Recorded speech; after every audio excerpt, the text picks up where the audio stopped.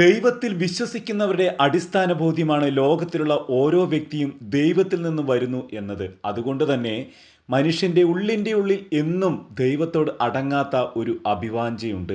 ഈ ദാഹത്തെ തല്ലിക്കെടുത്തുവാൻ ഒരു കാലത്തിനും, പ്രത്യേകിച്ച് ആധുനികതയ്ക്കോ പീഡനങ്ങൾക്കോ ഞെരുക്കങ്ങൾക്കോ സാധിക്കില്ല. കാരണം ഓരോ മനുഷ്യ വ്യക്തിയുടെയും ആത്മാവിൽ ദൈവാംശം വസിക്കുന്നു എന്നത് തന്നെ. അനാദി മുതലേ ദൈവം തനിക്കായി ഒരുപറ്റ മനുഷ്യരെ മാറ്റി നിർത്തുന്നത് പതിവാണെന്ന് വിശുദ്ധ ഗ്രന്ഥം സാക്ഷ്യപ്പെടുത്തുന്നുണ്ട്. ഒരു മഹാസമുദ്രത്തിലെ വളരെ ചെറിയ ശതമാനം ജലം മാത്രമാണ് ഉപ്പായി മാറുന്നത്. മനുഷ്യമക്കളുടെ അന്നത്തിന് രുചി പകരുക എന്ന ദൗത്യമാണ് ഉപ്പായി മാറിയ കടൽ വെള്ളത്തിനുള്ളത്. അതുപോലെ 700 കോടി ജനങ്ങൾ തിങ്ങിപ്പാർക്കുന്ന ഈ ഭൂമിയിൽ നിന്ന് വളരെ ചെറിയൊരു ശതമാനം വ്യക്തികളെ മാത്രമേ ദൈവത്തിനും ദൈവജനത്തിനുമായി ജീവിതം മാറ്റിവെക്കുവാൻ ദൈവം തിരഞ്ഞെടുക്കുന്നുള്ളൂ. അപ്രകാരം ദൈവം തിരഞ്ഞെടുക്കുന്നതിനെ ദൈവവിളി എന്ന് നാം സാധാരണ ഭാഷയിൽ പറയുന്നു. ബ്രഹ്മചര്യം എന്നാൽ ബ്രഹ്മത്തിൽ ചരിക്കുക എന്നാണ്. അതായത് തൻ്റെ ഹൃദയം ദൈവത്തിൽ ഊന്നി ജീവിക്കുക എന്ന്. ചുരുക്കി പറഞ്ഞാൽ മറ്റൊരു ക്രിസ്തുവായി തീരുക. ബ്രഹ്മചര്യ വ്രതം ജീവിക്കുന്ന ഒരു വ്യക്തിയെ ചൂണ്ടി അവനല്ലെങ്കിൽ അവൾ എന്തിനാണ് ഇത്ര നല്ല ജീവിതം പാഴാക്കി കളയുന്നത് എന്ന് പലരും ചോദിക്കാറുണ്ട്. പൂർണ്ണബോധ്യത്തോടെ ബ്രഹ്മചര്യവ്രതം എടുക്കുന്ന ഓരോ സമർപ്പിത വ്യക്തിയും ഈ ഭൂമിയിൽ ക്രിസ്തു ലോകത്തിന് എങ്ങനെയായിരുന്നോ അതേപോലെ എല്ലാവർക്കും എല്ലാമായി മാറുകയാണ്. ലോകമേ തറവാട് എന്ന കവിമൊഴി പോലെ അവരുടെ ജീവിതം രൂപാന്തരപ്പെടുന്നു. ഈ ആധുനിക യുഗത്തിനും സമർപ്പിത ജീവിതത്തിന് പ്രാധാന്യമുണ്ടോ? ആരെങ്കിലും ഈ ജീവിതം തിരഞ്ഞെടുക്കുവാൻ ധൈര്യം കാണിക്കുമോ എന്ന് പലരും ചോദിക്കാറുണ്ട്. ഇത്തരം ചോദ്യങ്ങൾക്കുള്ള മറുപടി തീർച്ചയായും എല്ലാ കാലത്തും ദൈവം തനിക്കായി ഒരുപറ്റം ആൾക്കാരെ മാറ്റി നിർത്തും എന്ന് തന്നെയാണ്. തിരഞ്ഞെടുക്കപ്പെട്ട ജനതയായ ഇസ്രായേൽ ദൈവത്തിൽ നിന്ന് അകന്ന് അന്യദേവന്മാരുടെ പിന്നാലെ പോയി എന്ന് പരിതപിക്കുന്ന ഏലിയ പ്രവാചകന് ദൈവം ഇപ്രകാരമാണ് മറുപടി കൊടുക്കുന്നത്. എന്നാൽ ബാലിൻ്റെ മുൻപിൽ മുട്ടുമടക്കുകയോ അവനെ ചുംബിക്കുകയോ ചെയ്യാത്ത 7000 പേരെ ഞാൻ ഇസ്രായേലിൽ അവശേഷിപ്പിക്കും. 1 രാജാക്കന്മാർ 19:18. തീർച്ചയായും പിതാവായ ദൈവത്തിൽ ആകർഷിക്കപ്പെടാതെ ഒരു വ്യക്തിക്കും ദൈവത്തിനായി ജീവിതം മാറ്റിവെക്കുക സാധ്യമല്ല.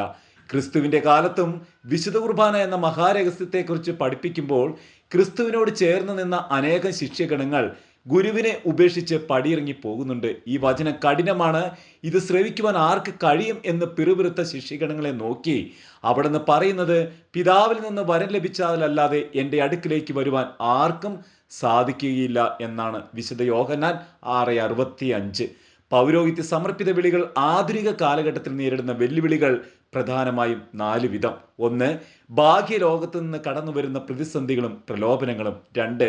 സമർപ്പിത വ്യക്തിത്വങ്ങൾ ചൂടോ തണുപ്പോ ഇല്ലാതെ മന്ദോഷ്ണരായി തീരുന്നത്. 3. തങ്ങളുടേതായ തുരുത്തുകളിൽ ഒതുങ്ങിപ്പോകുന്ന സമർപ്പിത സമൂഹങ്ങളും സമർപ്പിത വ്യക്തിത്വങ്ങളും. 4. കാലത്തിൻ്റെ മാറ്റങ്ങളെയും വ്യത്യസ്തകളെയും ഉൾക്കൊള്ളുവാൻ കഴിയാതെ പഴമയിൽ അള്ളിപ്പിടിച്ച് കിടക്കുന്ന സമർപ്പിത സമൂഹങ്ങൾ. 1. ബാഹ്യലോകത്ത് നിന്ന് കടന്നു വരുന്ന പ്രതിസന്ധികളും പ്രലോഭനങ്ങളും. ദൈവത്തിനായി ജീവിതം നീക്കി വെച്ചിരിക്കുന്നവർക്ക് നേരെ പലപ്പോഴും ലോകം ഒത്തിരി ആരോപണങ്ങൾ ഉന്നയിക്കുക പതിവാണ്. ചിലരുടെ തികച്ചും വ്യക്തിപരമായ വീഴ്ചകളെ പർവ്വതീകരിച്ച് കാണിച്ചുകൊണ്ട് സമർപ്പിത സമൂഹത്തെ മുഴുവൻ ആക്ഷേപിക്കുന്നവരും സമർപ്പിതർ അടിമകളാണ്, അബലകളാണ് എന്നൊക്കെ ആരോപണം ഉന്നയിച്ച് എങ്ങനെയെങ്കിലും ഈ ജീവിതത്തിൽ നിന്ന് കുറച്ചുപേരെ പിന്തിരിപ്പിക്കണം എന്ന് ചിന്തിച്ച് ഇറങ്ങിത്തിരിക്കുന്നവരും ഒക്കെ ഇന്ന് ധാരാളമുണ്ട്. പലപ്പോഴും ഇത്തരക്കാർ സംഘടനകളായും ഗ്രൂപ്പുകളായും മുളച്ചു പൊങ്ങുകയും സമർപ്പിതരുടെ രക്ഷകരായും സംരക്ഷകരായും അവതരിക്കുകയും ചെയ്യാറുണ്ട്.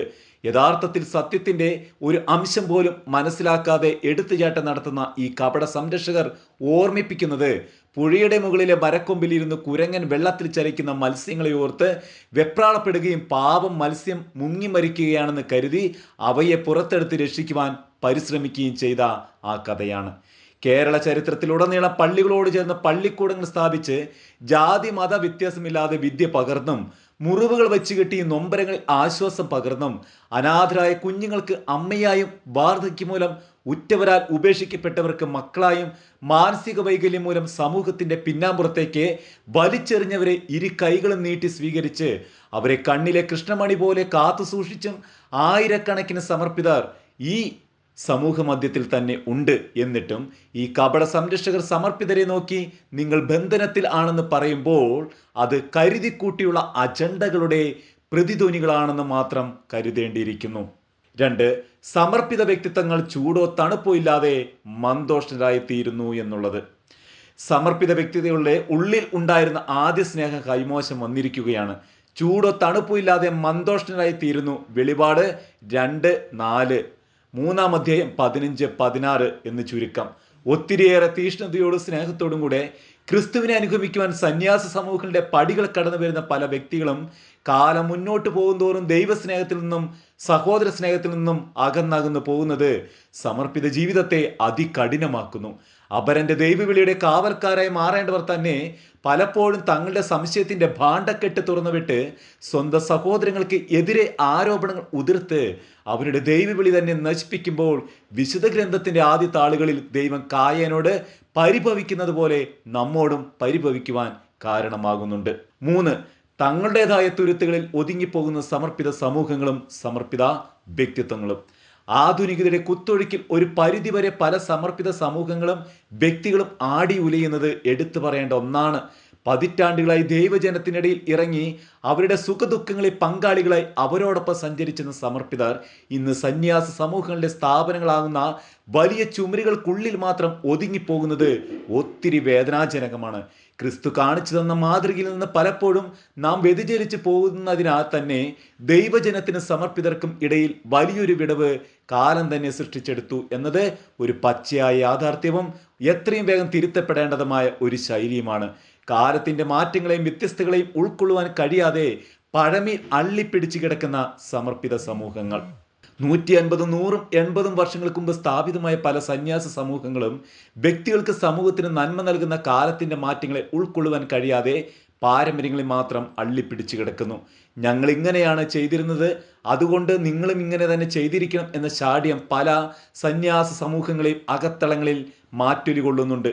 നൂറ്റാണ്ടുകളും പതിറ്റാണ്ടുകളും എല്ലാവരെയും ഒരു അച്ചിൽ തന്നെ വാർത്തെടുക്കുവാൻ പരിശ്രമിക്കുന്നത് ഈ ആധുനിക കാലത്ത് ഒത്തിരി പ്രതിസന്ധികൾ സമൂഹ ജീവിതത്തിലേക്ക് ക്ഷണിച്ചു വരുത്തുന്നുണ്ട്. ക്രിസ്തു ശിഷ്യയിൽ 12 പേര് 12 സ്വഭാവം ഉള്ളവരായിരുന്നല്ലോ. സ്വന്തം ഗുരു ഏകാന്തതയിൽ ഇരുന്ന് പ്രാർത്ഥിക്കുമ്പോഴും ഒന്ന് പ്രാർത്ഥിക്കുവാൻ അറിയാതെ പരസ്പരം മത്സരിച്ചും കലഹിച്ചും നടന്നവരാണ് ശിഷ്യഗണം. തിരുസഭയുടെ തലവനാകേണ്ടിയിരുന്ന പത്രോസ് എടുത്തുചാട്ടക്കാരൻ, യോഹന്നാൻ യാക്കോബ് സ്ഥാനമോക്കികൾ, തോമസ് അത്ര പെട്ടെന്നൊന്നും വിശ്വസിക്കാത്തവൻ, സംശയാലു, യൂദാസ് പണപ്പെട്ടിൽ കൈയിട്ട് വാരുന്നവൻ. സ്വന്തം ശിഷ്യഗണം ഇങ്ങനെയൊക്കെ ആയിരുന്നിട്ടും ഓരോരുത്തരെയും അവരായിരിക്കുന്ന അവസ്ഥയിൽ അംഗീകരിച്ച് സ്നേഹിച്ച് 3 വർഷക്കാല ക്രിസ്തു അവരെ കൂടെ കൊണ്ടു നടന്നു. മുകളിൽ പറഞ്ഞ ശിഷ്യഗണത്തിന്റെ എല്ലാ സവിശേഷതകളും ഇന്നും ക്രിസ്തുവിന്റെ അനുയായികളെ പ്രതിഫലിച്ചു നിൽക്കുന്നു എന്നത് അതിശയിക്കുന്ന ഒന്നല്ല. കാരണം മനുഷ്യമക്കൾ എന്നും ഇങ്ങനെയൊക്കെ തന്നെ. ഓരോ വ്യക്തിയെയും ചെത്തിമിനുക്കി എടുക്കുക എന്നത് സമയമെടുത്ത് ക്ഷമയോടെയും സ്നേഹത്തോടെയും ചെയ്യേണ്ട ഒന്നാണ്. ഓരോരുത്തരുടെയും ഉള്ളിൽ ദൈവം നിക്ഷേപിച്ചിരിക്കുന്ന താലന്തുകൾ വ്യത്യസ്തങ്ങളവയാണ്. അതുകൊണ്ട് തന്നെ ഓരോ വ്യക്തിയിലെയും താലന്തുകൾ കണ്ടെത്തി അവ വളർത്തിയെടുക്കുവാൻ പരിശ്രമിച്ച സമർപ്പിതരായ വ്യക്തികൾ കൂടുതൽ സന്തുഷ്ടരായി മാറും. നിർബന്ധ ബുദ്ധിയും ശാഠ്യങ്ങളും പരസ്പരമുള്ള വിടവുകളുടെ അകലങ്ങൾ കൂട്ടാൻ മാത്രമാണ് കാരണമാകുന്നത്. പൗരോഹിത്യ സമർപ്പിത സമൂഹങ്ങൾ കാലഘട്ടങ്ങളിലെ മാറ്റങ്ങൾക്കനുസരിച്ച് വരുത്തേണ്ട രൂപഭേദങ്ങൾ എന്തൊക്കെ? 1, സാങ്കേതിക വിദ്യയിലും നവമാധ്യമ രംഗത്തുമുള്ള പരിജ്ഞാനം വർദ്ധിപ്പിക്കുക. ഇന്റർനെറ്റിന്റെ സഹായത്തോടെ വിവര സാങ്കേതിക വിദ്യയും നവമാധ്യമങ്ങളും ഉദയം ചെയ്തപ്പോൾ ഭൂരിഭാഗം വൈദികര് സന്യസ്തരും വല്ലാത്ത ഒരു ഭയത്തോടെ മാത്രമാണ് ഈ പുതിയ സാധ്യതകളെ നോക്കിക്കാണുന്നത്. ഇന്ന് പിച്ച് വെക്കാൻ തുടങ്ങുന്ന കുഞ്ഞുങ്ങൾ പോലും സ്മാർട്ട് ഫോൺ കൈകാര്യം ചെയ്യുമ്പോൾ പല സമർപ്പിതർക്കും വൈദികർക്കും ഇതിലൊന്നും വലിയ പരിജ്ഞാനമില്ല എന്നത് വിചിന്തനത്തിന് കാരണമാക്കേണ്ട ഒന്നാണ്. ഇന്റർനെറ്റും ദൈവത്തിന്റെ ദാനമാണ്. നവമാധ്യമങ്ങളെ ഫലപ്രദമായി കൈകാര്യം ചെയ്ത ലോകത്തിന്റെ അതിർത്തികൾ വരെ ക്രിസ്തുവിന്റെ സുവിശേഷം എത്തിക്കുവാൻ ഉതകുന്ന ഏറ്റവും നല്ല സാധ്യതയാണ്. ദൗർഭാഗ്യവശാൽ ഈ ഡിജിറ്റൽ യുഗത്തിലും നവമാധ്യമങ്ങളോടും ഇന്റർനെറ്റോടുമുള്ള ഭയം നമ്മിൽ പലരിൽ നിന്നും അകന്നു പോകാത്തതിന് കാരണം ഈ പുതിയ സാധ്യതയിലുള്ള പരിജ്ഞാനക്കുറവാണ്. പരിശീലന കാലം മുതൽ വിവര സാങ്കേതിക വിദ്യയിലും നവമാധ്യമ രംഗത്തുമുള്ള പരിജ്ഞാനം വർദ്ധിപ്പിക്കുവാൻ ഉതകുന്ന പരിശീലന കോഴ്സുകൾ സംഘടിപ്പിക്കുകയും സമയാസമയങ്ങളിൽ അതിൽ തന്നെ അപ്ഡേഷനുകൾ നടത്തുകയും ചെയ്യണം. വിവേകത്തോടെയും വിവേചനത്തോടെയും നവമാധ്യമങ്ങളെ കൈകാര്യം ചെയ്യുവാൻ പഠിപ്പിക്കണം. ഡിജിറ്റൽ നേറ്റീവ്സിൽ നിന്ന് ഡിജിറ്റൽ വിസ്ഡത്തിലേക്ക് വളരാൻ നാം പഠിക്കുകയും പഠിപ്പിക്കുകയും ചെയ്യണം. കാരണം ജ്ഞാനമുള്ള വ്യക്തി ഒരിക്കലും വഴിതെറ്റിപ്പോകില്ല. 2, പുരോഹിതരും സമർപ്പിതരും കാലഘട്ടത്തിന്റെ പ്രവാചക ദൗത്യം ഏറ്റെടുക്കുന്നവരായിരിക്കണം. സമൂഹത്തിൽ നടമാടുന്ന തിന്മകൾക്കെതിരെ വിവേകത്തോടെയും ഉത്തരവാദിത്തോടെയും ശബ്ദിക്കുവാനുള്ള ആർജവം ഓരോ പുരോഹിത സമർപ്പിത വ്യക്തികൾക്കും ഉണ്ടാകണം. പ്രതികരണങ്ങൾ ജാതി മത രാഷ്ട്രീയ വ്യത്യാസങ്ങൾക്ക് അതീതമായിരിക്കണം.